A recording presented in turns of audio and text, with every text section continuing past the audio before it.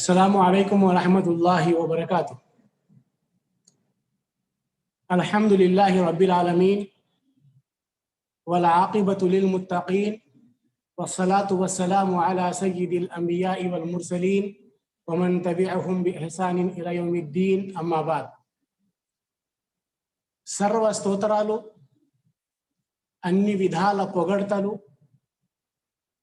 అన్ని రకాల ప్రశంసలు సర్వలోక ప్రభువైన పాలకుడైన సృష్టికర్త అయిన అల్లాహ్కే శోభిస్తాయి.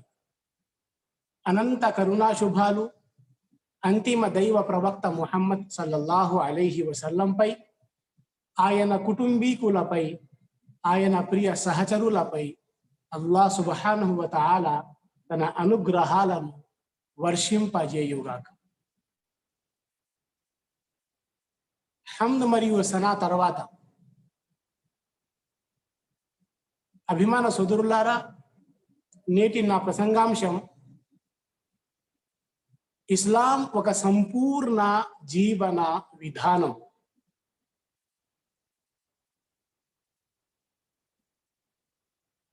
ఇస్లాం గురించి ముస్లిమేతర సోదరులలో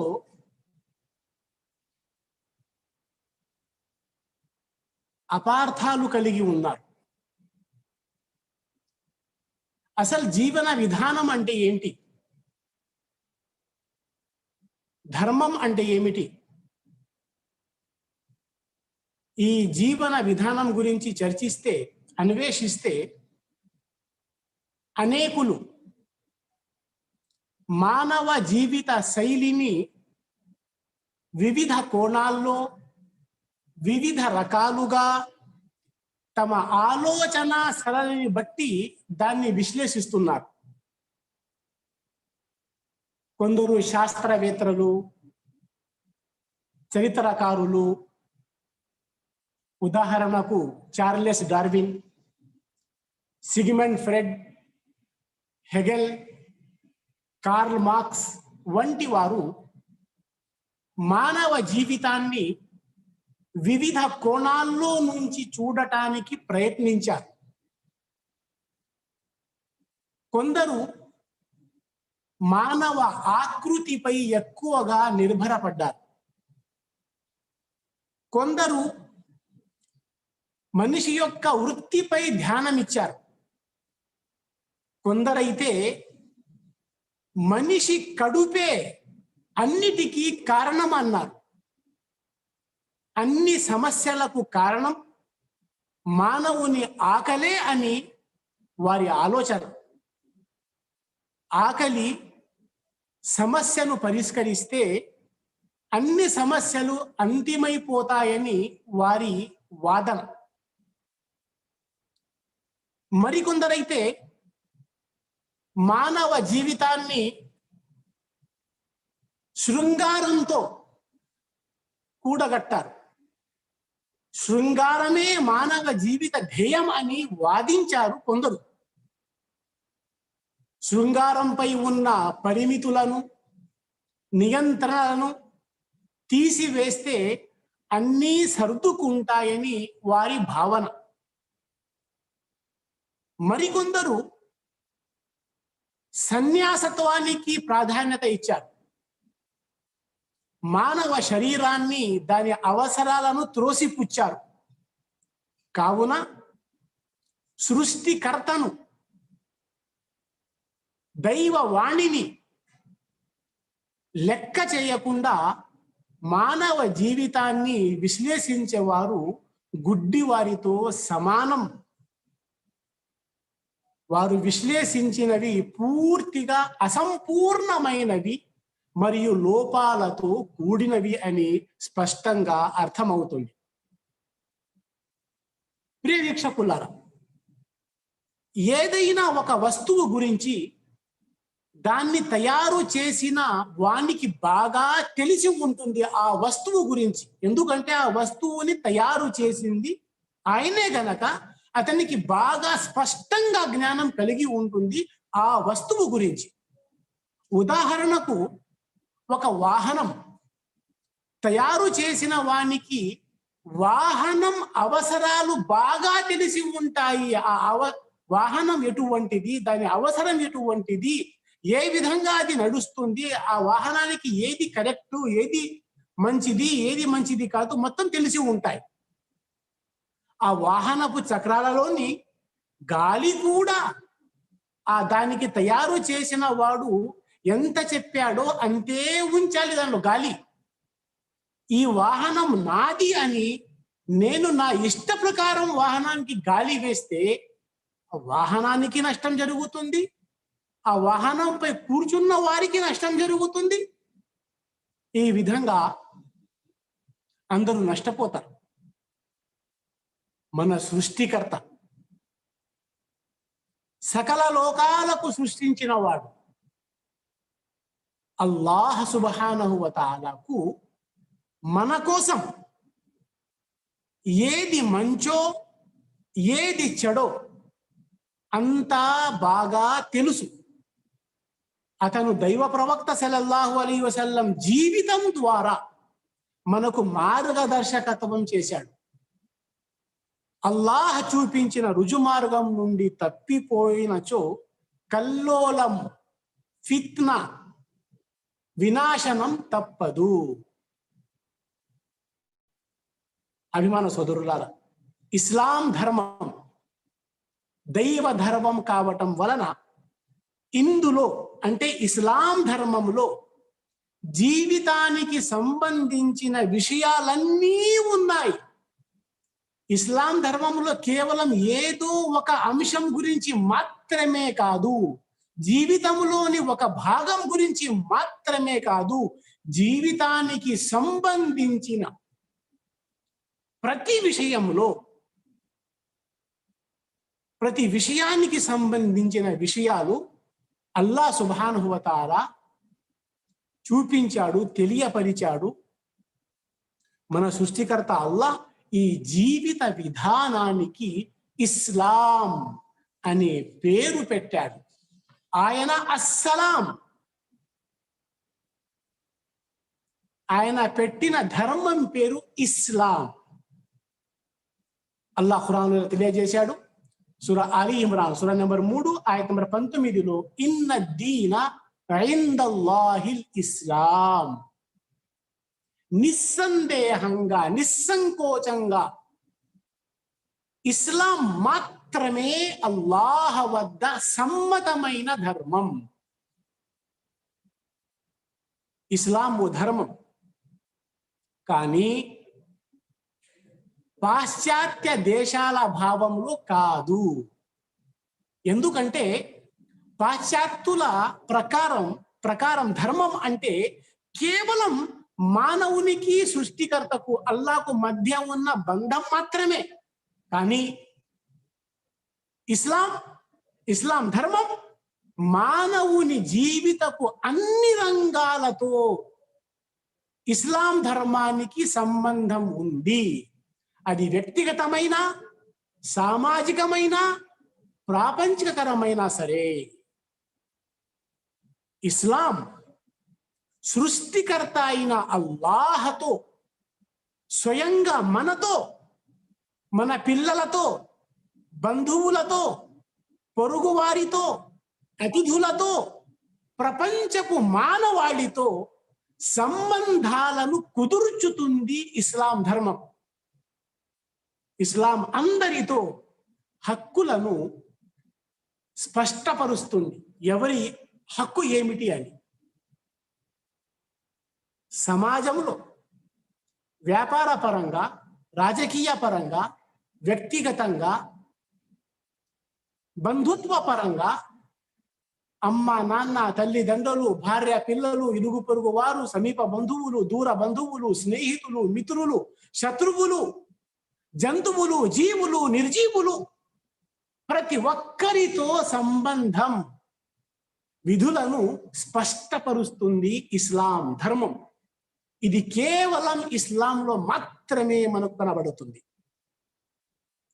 ఇస్లాం ఆరాధించే వ్యవస్థను, పౌర హక్కులను, వివాహ విడాకుల నియమాలను, వారసత్వపు చట్టాలను, వ్యవహరించే తీరును, ఏది త్రాగకూడదో, ఏది త్రాగాలో, ఏది ధరించాలో, ఏది ధరించకూడదో, అల్లాహ్ను ఎలా ఆరాధించాలో, రాజ్యం ఎలా పాలించాలో, యుద్ధానికి మరియు శాంతికి సంబంధించిన చట్టాలు, ఎప్పుడు యుద్ధం చేయాలో, ఎప్పుడు శాంతిని అమలుపరచాలో, ఆర్థిక వ్యవస్థ చట్టాలు, అమ్మే కొనే నియమాలు అన్ని స్పష్టంగా వివరిస్తుంది ఇస్లాం ధర్మం. ప్రతి సమస్యకి పరిష్కారం చూపుతుంది ఇస్లాం ధర్మం. అంటే ఈ విధంగా ఇస్లాం పూర్తి జీవిత వ్యవస్థను స్థాపిస్తుంది, సంపూర్ణ జీవన విధానాన్ని తెలియపరుస్తుంది. ఇస్లాం ధర్మం కేవలం మస్జిద్కే పరిమితం కాదు. ఇది రోజువారీ జీవితంతో సంబంధించింది. సామాజికంగా, ఆర్థిక పరంగా, రాజకీయంగా మొదలైన రంగాల్లో, ప్రతి రంగంలో, ప్రతి అంశంలో, ప్రతి విషయంలో, జీవితపు అన్ని కోణాల్లో ఇస్లాం మార్గం చూపుతుంది. ఇది ఇస్లాం యొక్క ప్రత్యేకత. ఇది సృష్టికర్త అల్లాహ్ సుబ్హానహు వ తఆలా సూచించిన ధర్మం. ధర్మ పండితులు, మేధావులు, రాజకీయ నాయకులు ఊహించుకుని రాసిన ధర్మం, పెట్టుకున్న నియమాలు కాదు ఇస్లాం ధర్మం. సకల లోకాలకు సృష్టికర్త అయిన, నిజ ఆరాధ్య దేవుడైన, సర్వాన్ని సృష్టించిన అయిన అల్లాహ్ సుబ్హానహు వ తఆలా సూచించిన ధర్మం. కాబట్టి ఇందులో, ఇస్లాంలో పూర్తి జీవన విధానం ఇమిడి ఉంది. దీనివల్ల ముస్లిములు తమ ధర్మమైన ఇస్లాం గురించి ఎలాంటి సంకోచంలో ఉండరు, సందేహంలో ఉండరు. ఇస్లాం తార్కిక, హేతుబద్ధమైన ధర్మం. ఇస్లాం మానవ నైజానికి అనుగుణంగా ఉంటుంది, వ్యతిరేకంగా ఉండదు. ఇందులో మతాధికారత్వం, బ్రహ్మచర్యం ఉండవు. ఇస్లాం మానవుని పూర్తి జీవన విధానం. అభిమాన సోదరులారా, ఇక మనం ఈ ప్రపంచం గురించి కాస్త అన్వేషిస్తే, నేటి ఈ పోటీతత్వ ప్రపంచం భౌతికవాద దృక్పథాలపై ఆధారపడి ఉంది. తనకు నచ్చిన జీవన, సామాజిక, ఆర్థిక, రాజకీయ విధానాలను అనుసరిస్తూ అదే సంపూర్ణ విధానాలనే భ్రమలో కూరుకుపోయింది. ప్రపంచ జనాభాలో దాదాపు 66% మంది, ప్రపంచ జనాభాలో 66% రోజుకు 700 కంటే తక్కువ జీతానికి పనిచేస్తున్నారు. ప్రతి సంవత్సరం సుమారు 90 లక్షల మంది ఆకలి చావులకి గురవుతున్నారు. ప్రపంచవ్యాప్తంగా సంవత్సరానికి 8 లక్షల మంది ఆత్మహత్యలు చేసుకుంటున్నారు. పూర్తి ప్రపంచంలో ఉన్న సంపదలో, పూర్తి ప్రపంచంలో ఉన్న సంపదలో 44% సంపదకి కేవలం 1% మనుషుల వద్దనే ఉంది. ప్రపంచం యొక్క సంపదలో 44% సంపద ఎంతమంది దగ్గర ఉంది? 1% మంది దగ్గర ఉంది. 2,50,000 బలాత్కారానికి సంబంధించిన కేసులు ప్రతి సంవత్సరం నమోదవుతున్నాయి. ఎందుకు జరుగుతా ఉంది? ఈ అసమానత ఏమిటి? ఈ అవినీతి ఏమిటి? ఈ సామాజిక రుగ్మత ఏమిటి? ఈ అన్యాయాలు ఏమిటి? ఇలా ఎందుకు జరుగుతా ఉంది? దానికి పరిష్కారం ఎందుకు లేదు? వాటన్నిటికీ పరిష్కారం చూపుతుంది ఇస్లాం ధర్మం. ఈ విధానాలకి, ఈ ప్రపంచపు విధానాలకి భిన్నంగా ఇస్లాం ఒక ఉన్నతమైన జీవన విధానాన్ని, సామాజిక, రాజకీయ మరియు ఉన్నతమైన న్యాయ వ్యవస్థను ప్రపంచానికి పరిచయం చేసింది ఇస్లాం ధర్మం. మానవ సమస్యలకు ఉత్తమమైన పరిష్కారం ప్రపంచానికి పరిచయం చేసి, కేవలం పరిచయం మాత్రమే కాదు, ఆచరించి చూపించింది ఇస్లాం ధర్మం. దీనికి స్వయంగా చరిత్రయే సాక్షి. అభిమాన సోదరులారా, మరి ఇటువంటి ఉన్నతమైన ఇస్లాం ధర్మం, అసలు ఇస్లాం అంటే ఏమిటి? చాలా మంది ఈ ఉద్దేశపూర్వకంగా ఇస్లాం ధర్మానికి ఇస్లాం ధర్మానికి విరుద్ధంగా దుష్ప్రచారం చేస్తున్నారు. ప్రింట్ మీడియా, ఎలక్ట్రానిక్ మీడియా అన్ని అవసరాలను, అన్ని మాధ్యమాలను ఉపయోగించుకొని ఉద్దేశపూర్వకంగా ఇస్లామును మరియు ముస్లిముల గురించి దుష్ప్రచారం చేసి ఇస్లాం గురించి చెడుగా ప్రచారం చేస్తున్నారు. కానీ వాస్తవం ఏమిటి? అసలు ఇస్లాం అంటే దానికి అర్థం ఏమిటి? శాంతి, సమర్పణ. ఇస్లాం తప్ప ప్రపంచంలో ఏ ఏ మతాలు ఉన్నాయో ఆ మతానికి సంబంధించిన పేరుకి, దానిలో అర్థానికి సంబంధాలు ఉండవు. వ్యక్తి పేరుతో, ప్రాంతం పేరుతో, ఏదో ఒక పేరుతో అది ఉంటుంది. కానీ ఇస్లాం అల్లాహ్ పెట్టిన ధర్మం. దానికి అర్థం ఏమిటి? శాంతి, సమర్పణ, విధేయత, ఆజ్ఞాపాలన. ఇస్లాం ధర్మం అంటే మనందరి సృష్టికర్త అయిన అల్లాహ్ సుబ్హానహు వ తఆలా తన చిట్ట చివరి ప్రవక్త ముహమ్మద్ సల్లల్లాహు అలైహి వసల్లం ద్వారా అవతరింపజేసిన ఆదేశాలను మరియు మార్గదర్శకత్వాన్ని పూర్తిగా అంగీకరించటం, స్వీకరించటం, ఆమోదించటం మరియు సమ్మతించటం. ఇది ఇస్లాం. ముస్లిం అంటే మనస్ఫూర్తిగా, పేరుకు మాత్రమే కాదు, మనస్ఫూర్తిగా అల్లాహ్ను, సకల లోకాలకు ఏకైక సృష్టికర్త, ఆరాధనకు ఏకైక ప్రభువు అయిన అల్లాహ్ను విశ్వసించేవాడు ముస్లిం అంటే. తన ఇష్టాన్ని అల్లాహ్ యొక్క అభిష్టానికి సమర్పించుకున్నవాడు ముస్లిం అంటే. అల్లాహ్ అవతరింపజేసిన దివ్య ఖురాన్ మార్గదర్శకత్వం మరియు ఆయన అంతిమ ప్రవక్త ముహమ్మద్ సల్లల్లాహు అలైహి వసల్లం ధర్మోపదేశాల అనుగుణంగా తన జీవిత విధానాన్ని పూర్తిగా సరిదిద్దుకోవటానికి శాయాశక్తుగా ప్రయత్నించేవాడు ముస్లిం. వీటి ఆధారంపై మానవ సమాజ నిర్మాణం కొరకు పనిచేసేవాడు. మానవ సమాజ నిర్మాణం కొరకు పనిచేసేవాడు ముస్లిం. అల్లాహ్ అంటే ఏమిటి? ఇస్లాం అర్థం తెలుసుకున్నాం. ముస్లిం అంటే ఎవరు తెలుసుకున్నాం. ఇక అల్లాహ్ అనే పదానికి వస్తే, అల్లాహ్ ఆరాధ్య దైవం అంటే అరబీ భాషలో సృష్టికర్తకి అసలు పేరును సూచించే దివ్యమైన పదం అల్లాహ్. ఇది ఒక అపూర్వమైన, అసమానమైన, అద్వితీయమైన ఏకైక పదం అల్లాహ్. ఎందుకంటే ఈ పదానికి బహువచన రూపం లేదా స్త్రీలింగ రూపం లేదు.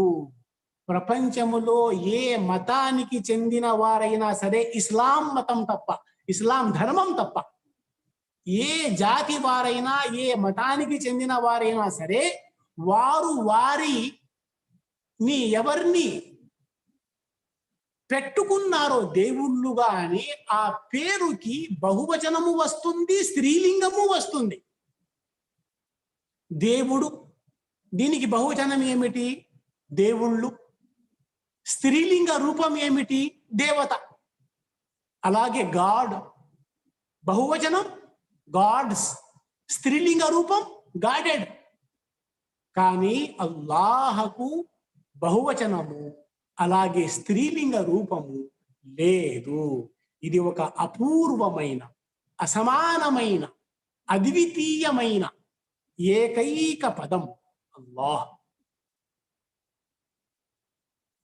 అభిమాన సోదరులారా, ఇస్లాం ఒక నూతన ధర్మం కాదు, కొత్త ధర్మం కాదు ఇస్లాం. అల్లాహ్ సుబ్హానహు వ తఆలా తన ప్రవక్తలందరికీ పంపిన అదే దివ్య సందేశం మరియు మార్గదర్శకత్వం ఇస్లాం.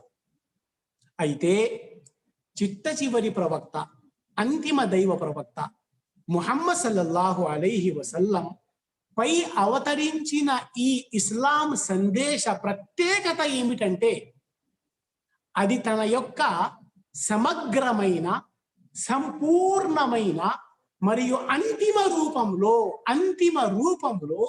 ఆయనపై, అంటే ముహమ్మద్ సల్లల్లాహు అలైహి వసల్లంపై అవతరించింది. అభిమాన సోదరులారా, ఇస్లాం ధర్మం యొక్క కీలక భాగాలు, మౌలిక అంశాలు అవి 5 ఉన్నాయి. దానికి వివరంలో పోకుండా కేవలం క్లుప్తంగా, మొదటిది సాక్ష్య ప్రకటన, సాక్ష్య వచనం. ఆరాధింపబడే అర్హత గలవాళ్ళు ఎవ్వరూ లేరు అల్లాహ్ తప్ప. అంటే అల్లాహ్ తప్ప నిజ ఆరాధ్య దేవుడు, నిజ ఆరాధ్య దైవం అల్లాహ్ తప్ప ఎవ్వరూ లేరు. మరియు ముహమ్మద్ సల్లల్లాహు అలైహి వసల్లం అల్లాహ్ యొక్క సందేశహరుడు మరియు దాసుడు అని సాక్ష్యం ఇవ్వటం, దీనినే షరియత్ పరిభాషలో, అరబీలో అష్షహాదా అంటారు. ఇక రెండవ మౌలిక అంశం అస్సలాహ్, నమాజ్, ఆరాధనలు. అల్లాహ్ కొరకు మన బాధ్యతగా భావిస్తూ ప్రతిరోజు 5 పూటల నమాజు చేయడం, అవి అల్లాహపై విశ్వాసాన్ని మరియు సామీప్యాన్ని దృఢపరుస్తాయి.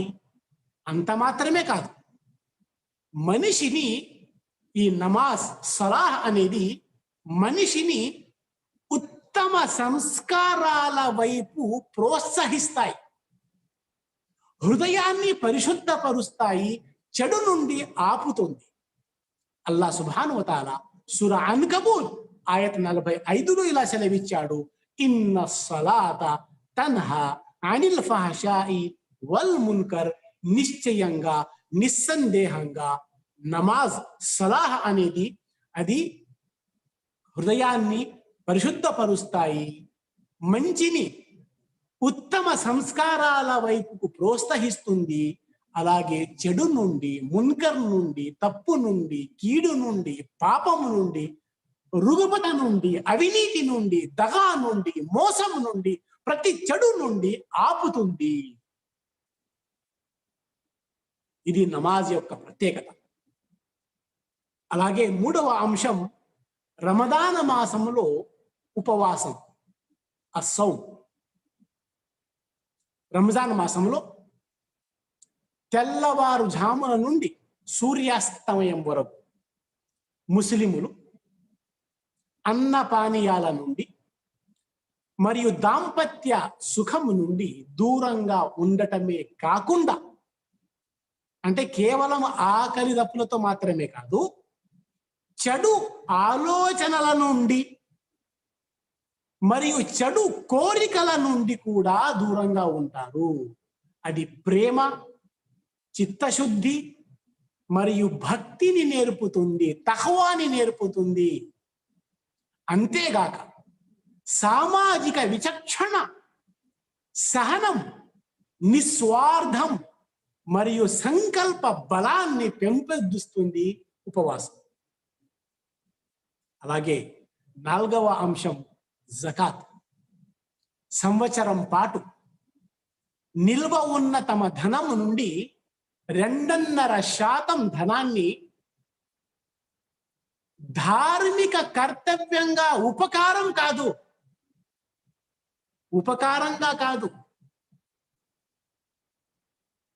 ధార్మిక కర్తవ్యంగా మరియు పాప ప్రక్షాళన కోసం సమాజంలోని బీదవారికి, అవసరార్థులకు, లేని వారికి దానమివ్వడం, ఇది జకాత్ వ్యవస్థ. 5వ అంశం హజ్. మంచి ఆరోగ్యంతో ఆర్థికంగా భరించగలిగే స్థితిలో ఉన్నప్పుడు జీవితంలో ఒక్కసారి మక్కా వెళ్ళి కాబతుల్లా హజ్ చేయాలి. అభిమాన సోదరులారా, ఈ 5 మూలాంశాలు మాత్రమే కాకుండా అల్లాహ్ మెప్పు కోసం ఆరాధన అంటే ఏమిటి? ఏదో ఒక సందర్భంలో రోజుకి ఒక్కసారి, వారానికి ఒక్కసారి, నెలకి ఒక్కసారి, సంవత్సరానికి ఒక్కసారి, ప్రత్యేక సమయంలో, ప్రత్యేక సందర్భంలో ఏదో మసీద్కి పోయామా, అల్లాహ్ను తలుచుకొని కాదు. ఆరాధన అంటే ఇస్లాం ధర్మంలో, ఇస్లాం సంపూర్ణ జీవన విధానం కదా. ఇది సత్యం. ఇది కేవలం మాట పరంగా కాదు, ఆచరణ పరంగా. ఆరాధన అంటే షరియత్ పరిభాషలో హాఫిజ్ ఇబ్న్ హజర్ రహమతుల్లాహి అలై ఆరాధన యొక్క నిర్వచనం ఇలా తెలియజేశారు. హియ ఇస్మున్ లిమా యుహిబ్బుహు అల్లాహు వ యర్దాహు మినల్ అక్వాలి వల్ అఫ్ఆలి వల్ అమాలి అల్లాహిర వల్ బాతిన. దీనికి సారాంశం ఏమిటంటే, అల్లాహ్ మెప్పు కోసం, అల్లాహ్ ప్రసన్నత కోసం, అల్లాహ్ ఇష్ట ప్రకారం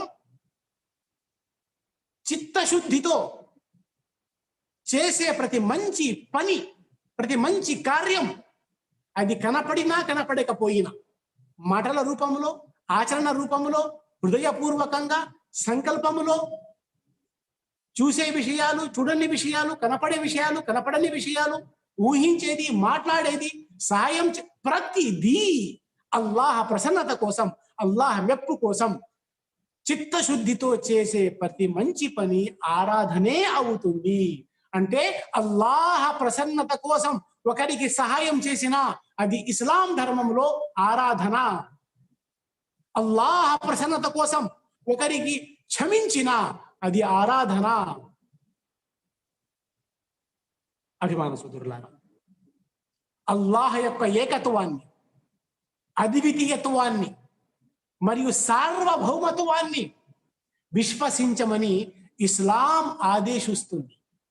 తద్వారా మనిషి విశ్వాసాన్ని మరియు విశ్వములోని తన స్థానాన్ని అర్థం చేసుకోగలుగుతాడు.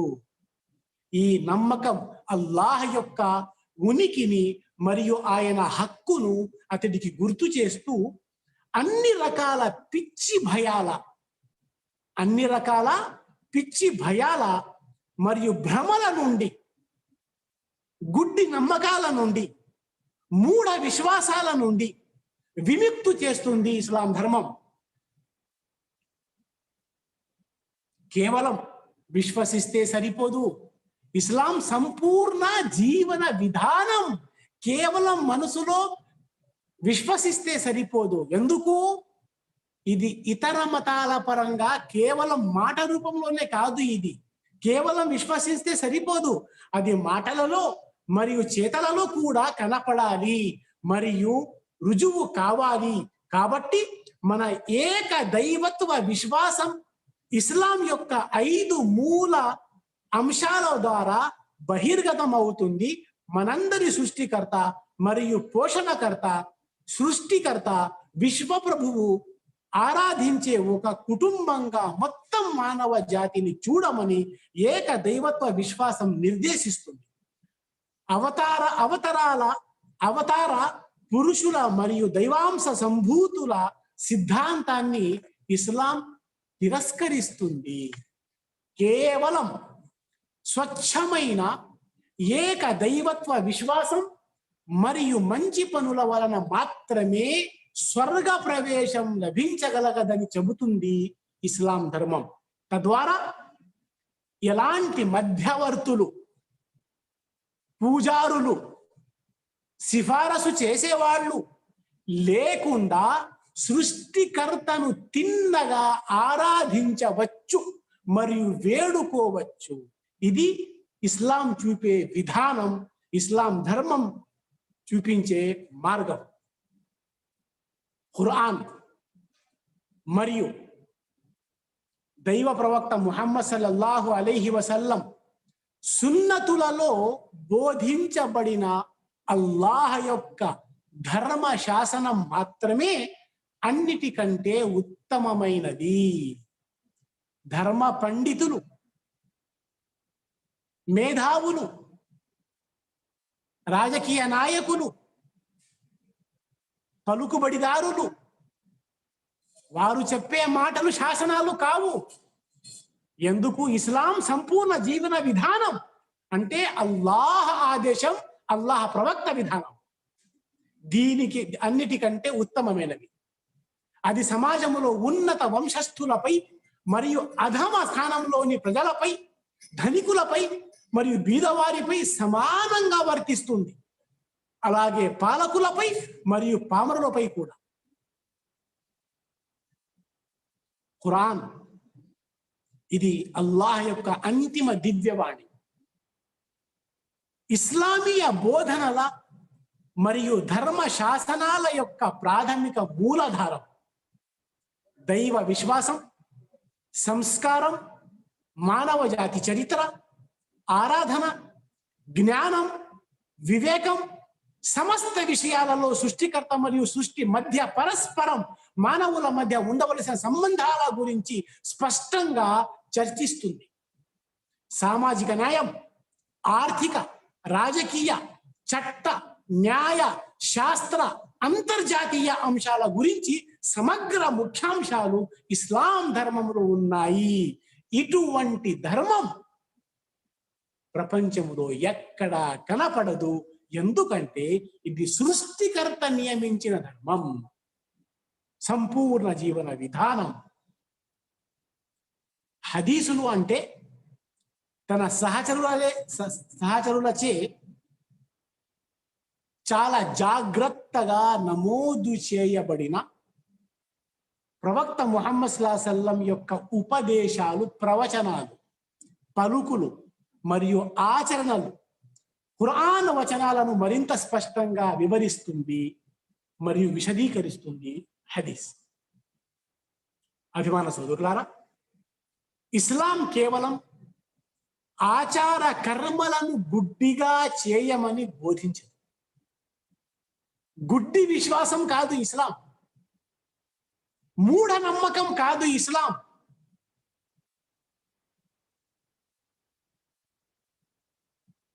ఇస్లాం కేవలం ఆచార కర్మలను గుడ్డిగా చేయమని బోధించదు మరియు సమ్మతించదు. అది వాటి సంకల్పం మరియు ఆచరణల ఆవశ్యకతను గట్టిగా నొక్కి చెబుతుంది. దైవాన్ని, అల్లాహ్ను, సృష్టికర్తను ఆరాధించడం అంటే ఆయనను గ్రహించడం, ప్రేమించడం. తన జీవితపు ప్రతి అడుగు, జీవితంలోని ప్రతి అడుగు ఆయన ఆదేశాలకు అనుగుణంగా వేయడం. ఇది ఇస్లాం ధర్మం. మంచి పనులు చేయమని ఆదేశిస్తుంది, చెడు పనులు చేయవద్దని, దౌర్జన్యం చేయవద్దని నిరోధిస్తుంది. దాన ధర్మాలు చెయ్యమని, న్యాయంగా జీవించమని, తోటి మానవులకు సేవ చేయడం ద్వారా అల్లాహకు సేవ చేయడం అని ఇస్లాం తెలుపుతుంది, బోధిస్తుంది. అల్లాహ్ సుబ్హానహు వ తఆలా సూరా బఖరా సూరా నెంబర్ 2 ఆయత్ 177లో ఇలా సెలవిచ్చాడు. సదాచరణ అంటే ఏమిటి, పుణ్యం అంటే ఏమిటి? లైసల్ బిర్ర అన్ తువల్లు వుజూహకుమ్ కిబలల్ మష్రికి వల్ మగ్రిబ్ వలాకిన్నల్ బిర్ర మన్ ఆమన బిల్లాహి వల్ యౌమిల్ ఆఖిరి వల్ మలాయికతి వల్ కితాబి వన్ నబియ్యీన్ వఆతల్ మాల అలా హుబ్బిహి దవిల్ ఖుర్బా వల్ యతామా వల్ మసాకీన్ వబ్నస్ సబీల్ వస్సాయిలీన్ వఫిర్ రికాబ్ వఅకామస్ సలా వఆతజ్ జకా. ఈ విధంగా సూరా బఖరా ఆయత్ 177. అంటే అల్ బిర్ అంటే సదాచరణ అంటే పుణ్యం అంటే మంచి పని అంటే కేవలం తూర్పు దిక్కుకో పడమర దిక్కుకో ముఖం తిప్పుకోవటం కాదు. దైవ భక్తి, ధర్మ నిష్ఠాపరత్వం మరియు అల్లాహ్ పట్ల విధేయత చూపే ప్రతి పని. అంటే కేవలం మీ ముఖాలను తూర్పు దిశకో లేదా పడమర దిశకో తిప్పుకునుట కాదు. కానీ అల్ బిర్ అంటే పుణ్యం అంటే నేకి అంటే సదాచరణ అంటే అల్లాహను, అంతిమ దినాన్ని, దైవదూతలను, దివ్య గ్రంథాలను, అల్లాహ్ యొక్క సందేశహరులను, ప్రవక్తలను విశ్వసించడం మరియు సంపదపై ప్రేమ ఉన్నప్పటికీ దగ్గరి బంధువులకు, అనాథలకు, అక్కర గలవారికి, బాటసారులకు, అర్థించే వారికి మరియు బానిసల విముక్తి కొరకు ఖర్చు చేయడం మరియు నమాజును స్థాపించడం, జకాతు చెల్లించడం, వాగ్దానం చేసినప్పుడు దానిని పూర్తి చేయడం, అలాగే కష్టాలలో, పేదరికంలో, యుద్ధ సమయాలలో సహనం వహించడం. ఎవరైతే వీటిని ఆచరిస్తారో అలాంటి వారే సత్యవంతులు మరియు అలాంటి వారే అల్లాహ్ పట్ల, సృష్టికర్త పట్ల భయభక్తులు కలిగి ఉన్నారు అని అల్లాహ్ సుబ్హానహు వ తఆలా ఖురాన్లో ఆదేశించాడు. అంటే ఒక మనిషి యొక్క, విశ్వాసి యొక్క, ముస్లిం యొక్క జీవన విధానాన్ని అల్లాహ్ సుబ్హానహు వ తఆలా సూచించాడు ఈ ఆయత్. బంధువుల పట్ల ఎలా ఉండాలి, బాటసారుల పట్ల, పేదవారి పట్ల, లేని వారి పట్ల ఏ విధంగా మెలగాలి, ఎలా ఆరాధన చేయాలి, ఇది అల్లాహ్ సుబ్హానహు వ తఆలా తెలియజేశాడు. అభిమాన సోదరులారా, జీవితంలోని ప్రతి అడుగు ఎలా వేయాలనే విషయం గురించి నిర్దిష్టమైన మార్గదర్శకత్వాన్ని ఇస్లాం మానవులందరికీ అందజేస్తుంది. జీవితంలోని ప్రతి కోణములో, ప్రతి విషయంలో, ప్రతి అడుగు, ఒక మనిషి తన జీవితంలో ప్రతి అడుగు ఎలా వేయాలా దీనికి నిర్ధారిస్తుంది ఇస్లాం ధర్మం. అది అందించే మార్గదర్శకత్వం సమగ్రమైనది. అందులో మానవ జీవితానికి సంబంధించిన సామాజిక, ఆర్థిక, రాజకీయ, సంస్కార మరియు ఆధ్యాత్మిక అంశాలన్నీ ఉన్నాయి. భూమిపై తన జీవిత పరమార్థం మరియు స్వయంగా తనపై, భార్య బిడ్డలపై, సమాజం, తోటి మానవులు మరియు సృష్టికర్తపై ఉన్న తన బాధ్యతలు మరియు విధులు ఏమిటో మానవుడికి జ్ఞాపకం చేస్తుంది. తన జీవిత ఉద్దేశం గురించి మానవుడికి అవసరమైన మార్గం చూపుతుంది. సత్యాన్వేషణలో చిత్తశుద్ధితో పరిశోధిస్తున్న వారి కొరకు ఇస్లాం ధర్మం స్పష్టంగా మరియు సూటిగా సత్యాన్ని ముందుంచడం అనేది ఏ ధర్మంలోనూ కనపడని ఒక బ్రహ్మాండమైన విషయం. మానవ జీవితపు సమస్యలన్నింటికీ ఇది పరిష్కారం. మానవ జీవితపు సమస్యలన్నీ ఈ పరిష్కారం ఇస్లాం ధర్మం. ప్రతి దశలో మనందరి సృష్టికర్త ప్రభు అయిన అల్లాహను ప్రశంసిస్తూ ఉన్నతమైన మరియు సంపూర్ణమైన జీవితం వైపు దారి చూపే ఒక అద్భుత మార్గదర్శకత్వం ఇస్లాం ధర్మం, ఒక సంపూర్ణ జీవన విధానం. ఎంతసేపు ఉంది సమయం? ఇంకా 10 నిమిషాలు ప్రసంగించవచ్చు షేక్, పర్వాలేదు. 10 నిమిషాలు ఇన్షాల్లా. అభిమాన సోదరులారా, ఇస్లాం ఆధునిక సమస్యల పరిష్కారం, ఆధునిక సమస్యల పరిష్కారం ఇస్లాం. ఎందుకంటే అది సంపూర్ణ జీవన విధానం. సౌభ్రాతృత్వం, సోదరత్వం ఇది నేర్పుతుంది ఇస్లాం. ఆధునిక దేశాలు మనం చెప్పుకుంటున్నాము ఆధునిక డెవలప్మెంట్. ఏం డెవలప్మెంట్? ఆధునిక దేశాలు చంద్రుడిపై, అంగారక గ్రహంపై మానవుడినైతే పంపించగలిగాయి. మనిషి చంద్రమండలంలోకి వెళ్ళిపోయాడు, ఎక్కడికో వెళ్ళిపోయాడు. కానీ తోటి మానవుడిని అసహించుకోకుండా, పొట్లాడకుండా ఆపలేకపోతున్నాయి. అయితే ఇస్లాం ధర్మం 1400 సంవత్సరాల క్రితమే జాత్యహంకారాన్ని ఎలా రూపుమాపాలో ఆచరణాత్మకంగా ప్రాక్టికల్ గా చూపించింది. హజ్ యాత్రలో ప్రతి సంవత్సరం అన్ని జాతుల మరియు దేశస్థుల మధ్య ఆచరణాత్మకంగా నెలకొన్న సోదరత్వపు అసలు ఇస్లామీయ మహిమను ప్రతి ఒక్కరూ కళ్ళారా చూడవచ్చు. మానవ జాతి వద్దకు 2 పద్ధతులలో దివ్యవాణి వచ్చింది. 2 రకాలుగా దివ్యవాణి వచ్చింది. మొదటిది దివ్య గ్రంథాల రూపంలో సూటిగా అవతరించిన అల్లాహ్ పలుకులు, ఖురాన్. రెండోది తను ఎంచుకున్న ప్రవక్తల బోధనలు. ఇవి 2 ఏకకాలంలో జరిగేవి కాబట్టి వీటిలో ఏదో ఒక దానిని పట్టుకొని రెండో దానిని వదిలిపెట్టి అల్లాహ్ యొక్క సందేశాన్ని గ్రహించేందుకు ప్రయత్నించడం అనేది నిస్సందేహంగా మార్గభ్రష్టత్వం వైపుకు దారితీస్తుంది. ఈ మాటని ఎందుకు చెప్పానంటే, ఒక వర్గం వారు తమ వైపు పంపబడిన ప్రవక్తలను నిర్లక్ష్యం చేసి కేవలం వారి గ్రంథాలపై మాత్రమే దృష్టి కేంద్రీకరించారు. మార్పులు చేర్పులకి గురై అవి పజిల్ గా మారిపోయాయి. కాలక్రమంలో చివరికి వాటిని కూడా మొత్తంగా పోగొట్టుకున్నారు ఒక వర్గం వారు. ఇక క్రైస్తవం విషయానికి వస్తే, వారు తమ వైపు పంపబడిన అల్లాహ్ యొక్క గ్రంథాన్ని పూర్తిగా ఉపేక్షించి నిర్లక్ష్యం చేసి మొత్తం ప్రాధాన్యతను కేవలం జీసస్కే ఇచ్చారు.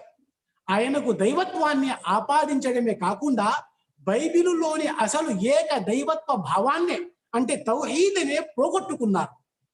దీనికి భిన్నంగా చిట్ట చివరి దివ్యావతరణ ఖురాన్ అవతరించిన దాని అసలు రూపములోనే నేటికి భద్రపరచబడి ఉంది.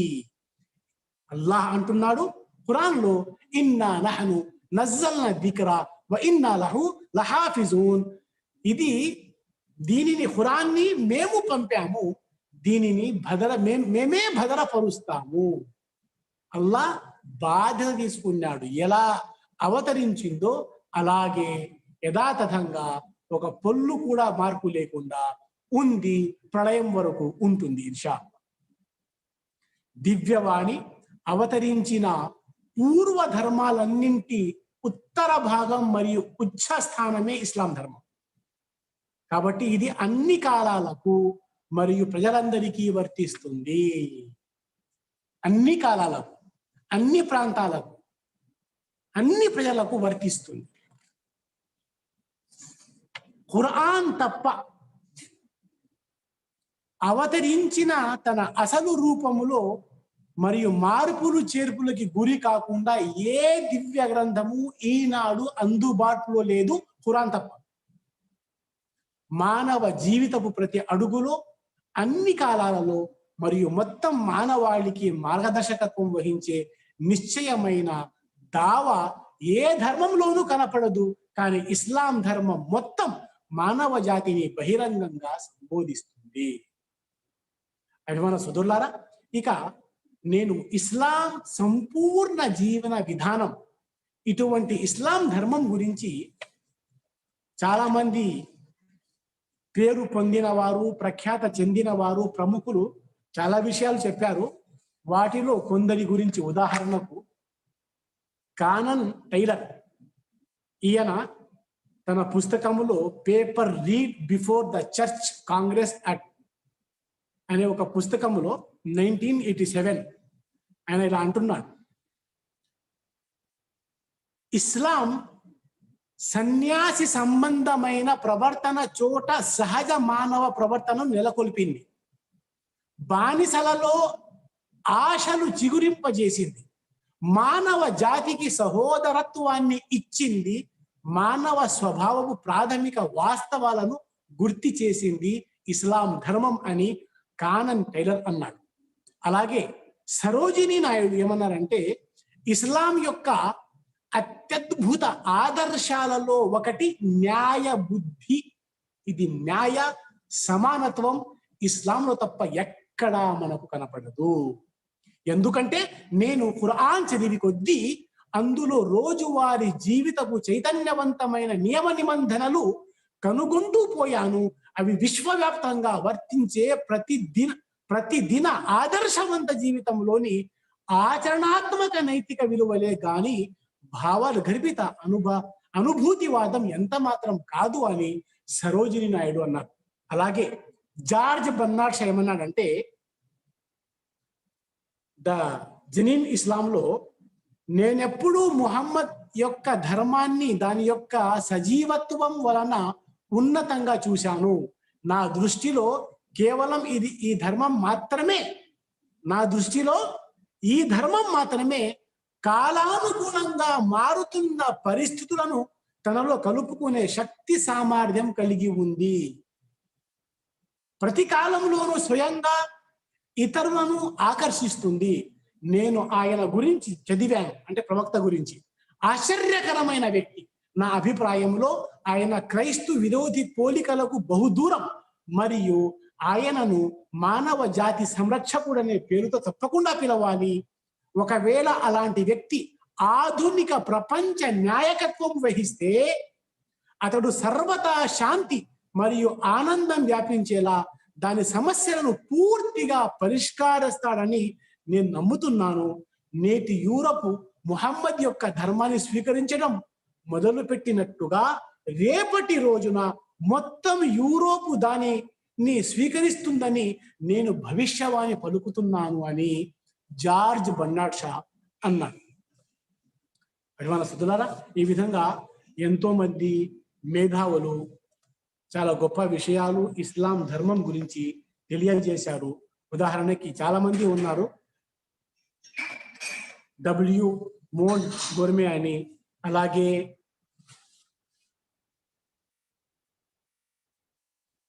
చాలా మంది ఉన్నారు. చివరిలో ఒక విషయం చెప్పి నేను ముగిస్తున్నాను. అదేమిటంటే, హెర్బర్ట్ అనే వ్యక్తి జర్మనీ దౌత్యవేత్త, క్రైస్తవ బోధకుడు మరియు సామాజిక కార్యకర్త. ప్రపంచంలోని వివిధ దేశాలలో జర్మనీ రాయబార కార్యాలయాలలో పనిచేసిన ఒక మంచి వివేకవంతుడు. ఆయన 1441లోనే ఇస్లాం స్వీకరించాడు. ఆ వ్యక్తి ఆయన అంటున్నాడు, నేను వివిధ సంస్కృతుల మధ్య జీవించాను. వివిధ సిద్ధాంతాలను అధ్యయనం చేసే అవకాశం నాకు లభించింది. చివరిగా ఇస్లాం అంత సంపూర్ణమైన జీవన విధానం, జీవన వ్యవస్థ మరేది లేదనే అభిప్రాయానికి వచ్చాను. పవిత్ర జీవితం యొక్క పూర్తి నియమావళి ఏ వ్యవస్థలోనూ లేదు, కేవలం ఇస్లాంలో మాత్రమే అది ఉంది. అందువలననే మంచి వ్యక్తులు ఇస్లాం స్వీకరిస్తున్నారు. ఇస్లాం కేవలం సైద్ధాంతిక పరమైనది మాత్రమే కాదు, ఆచరణాత్మకమైనది కూడా. ఇస్లాం అంటే సర్వలోక సృష్టికర్తకు పూర్తిగా సమర్పించుకోవడం అని హెర్బర్ట్ హోబోహం తెలియజేశాడు. అది మన సోదరులారా, ఇది కొన్ని విషయాలు ఇస్లాం సంపూర్ణ జీవన విధానం. ఎందుకంటే ఇది అల్లాహ్ సుబ్హానహు వ తఆలా, సకల లోకాలకు సృష్టికర్త అయిన అల్లాహ్ ఇది చూపించిన మార్గం. అల్లాహ్ సుబ్హానహు వ తఆలా నాకు చెప్పటం కంటే ఎక్కువ, మీకు వినటం కంటే ఎక్కువ ఇస్లాం ధర్మాన్ని అర్థం చేసుకొని ఆచరించే సద్బుద్ధిని ప్రసాదించుగాక. అల్లాహ్ సుబ్హానహు వ తఆలా మనందరినీ ఇహపర లోకాలలో సాఫల్యాన్ని ప్రసాదించుగాక. ఆమీన్. వ ఆఖిరు దావానా అల్హమ్దులిల్లాహి రబ్బిల్ ఆలమీన్. నాకు ఈ అవకాశం ఇచ్చినందుకు మీ ఈ సోదరులందరికీ ధన్యవాదాలు, శుక్రియా చెప్పుకుంటున్నాను. జజాకుముల్లాహు ఖైర్. వస్సలాము అలైకుం వరహమతుల్లాహి వబరకాతుహు.